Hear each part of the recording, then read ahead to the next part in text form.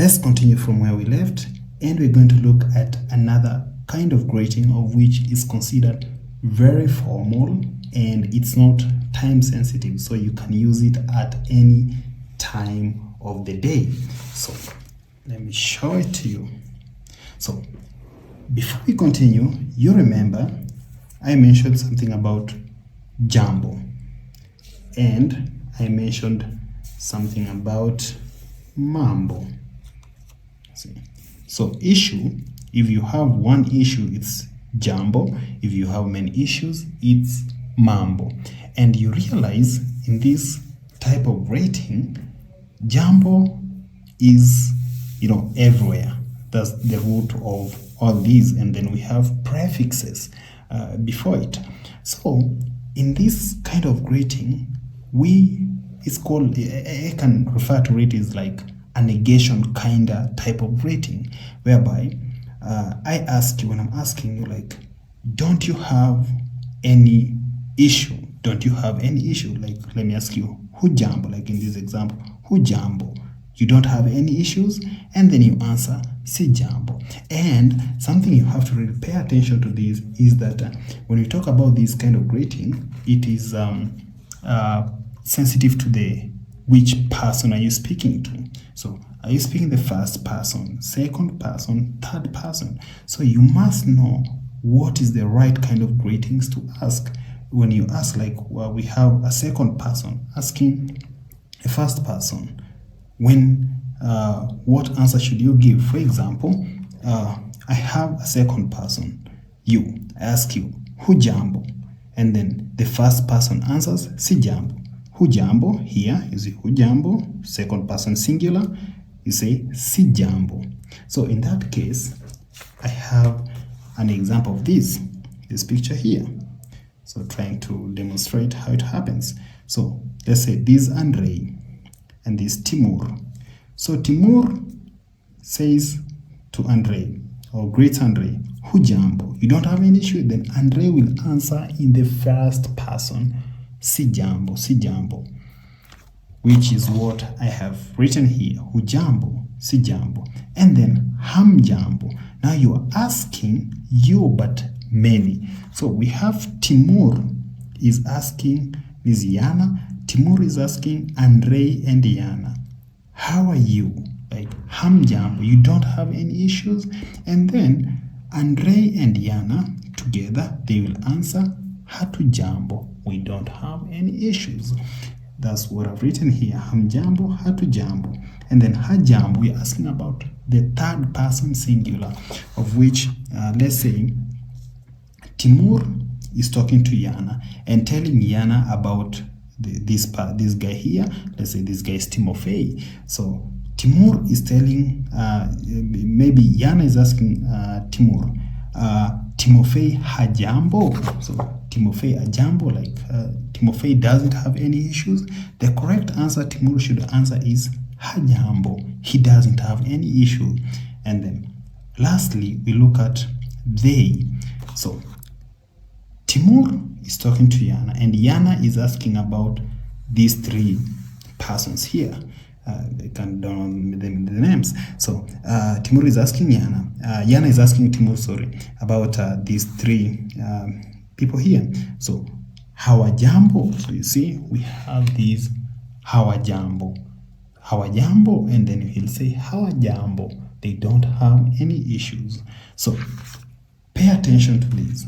Hujambo, si jambo is very incorrect if you're asked hujambo and then you say hatujambo if you're one person. Okay, so hujambo, si jambo, hamjambo, hatujambo, hajambo, hajambo, hawajambo, hawajambo. That's pretty easy. So let's look at this example. Wanafunzi. What's the correct answer? Hawajambo ili hajambo. I think this is very clear. You know what answer to give here. Wanafunzi, because it's they're many, then we say hawajambo. So the correct answer is hawajambo. And then we have Mimi na John. Actually, sorry. Wanafunzi, these are students. And then we have Mimi na John, hawajambo ili hatujambo. John and I. Actually, in Swahili, you have to pay very attention to the order of words. Order of words is very important. Mimi, I, and John. Usually in English, we say John and I. However, in Swahili, we start with Mimi na John, John and I, and then what is the correct answer? Probably you can guess what is it. I guess that's your assignment. Okay, let's look to the next forms of greetings, which are a bit non-formal forms of greetings. So the other non-formal form of greeting that we have is mambo. So you're being asked like mambo, like how do you mambo? What are the issues? Or probably people ask mambo vipi. Vipi basically means like how, mambo vipi. Or probably you could ask vipi. So again, to this, so we have mambo, mambo vipi, and vipi. So to this, you can answer nzuri or njema. Or alternatively, you can say nzuri na wewe, nzuri na wewe. So see, mambo vipi, you answer nzuri njema or nzuri na wewe. As I told you earlier, just to remind you, na wewe means and you, wewe, and you. Okay, good. So let's look at another part of a very non-formal greeting, which is how you answer this actually. Sorry for hope I don't confuse you. We have mambo. Another way to answer mambo is you say poa or fresh. This is very, very informal and is one of the most used kind of actually greeting around in the streets, like mambo, poa or freshi. Just it translates from the English word fresh, which means like it's fresh or things are cool, you know, and all that. So their type of greeting, which is not really, it's sort of formal or common, is umelalaje. So when we add a suffix j at the end of a verb, so we have the verb lala and then we add j, it brings the essence of how. So I'm asking about how did you sleep? How did you sleep? Or how was your night? And then you will say poa. You can say you can answer it non-formally poa, or you can answer it in a very neutral way, which is nzuri, or very formal way, which is nzuri or njema. Good. So another way is looking at this suffix j is umeshindaje. How's your day been? Again, when you add j at the end of a verb, it brings the essence of how. So umeshindaje. So how's your day been? Umeshindaje. Likewise, the answer to this is nzuri or njema. Actually, before I continue, you realize that most of these greetings, you can use this one answer, nzuri or njema, or maybe if it's informal, poa or freshi. Especially poa is a nice one. Okay, let's continue. Sometimes you have this one, mzima. Mzima means like, are you healthy? Like, are you in good state? Are you healthy? Mzima. Like, so the intonation also really matters. When you're asking your questions, intonations really matter a lot. So mzima, and then you answer mzima. So intonation is also another key factor when you are speaking Swahili. You have to put your intonation so that you are understood right. Also, someone may ask you salama. Like salama means like, is everything okay? And then you'll say salama sana, or you can say salmini. However, I didn't include that. Okay, let's look at the other part is kwaheri. Kwaheri is goodbye. So kwaheri, how do you answer that? Kwaheri. So sometimes at the end of the video, I always say kwaheri. So if you're saying goodbye to each other, goodbye. Okay, The other part is tuonane kesho. So we have this tuonane kesho.